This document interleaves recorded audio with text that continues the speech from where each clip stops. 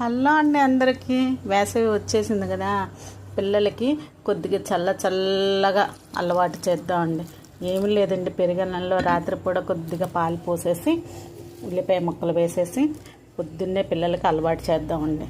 ఎందుకనంటారా, ఈ పిల్లలు బస్సులు ఎక్కటం దిగటం, సిస్టమ్ దగ్గర కూర్చోవటం, సెల్ ఫోన్ వదలకపోవటం, ఇన్ని వేడి, ఇవన్నీ బుర్ర బాగా హీట్ ఎక్కువైపోయి జ్వరాలు వచ్చేసినాయి పిల్లలకి. అందుకని మనం చేసే ప్రయత్నాలు మనం చేద్దామండి. ఇలా చేస్తేనంట పిల్లలకి ఉడుకు తగ్గుద్దంట, వేడి తమాయిస్తుందంట. మా పెద్దవాళ్ళు మాకు చెప్పారు, మా పిల్లలకి నేను అలాగే చేస్తున్నానండి, అలవాటు పెడుతున్నాను.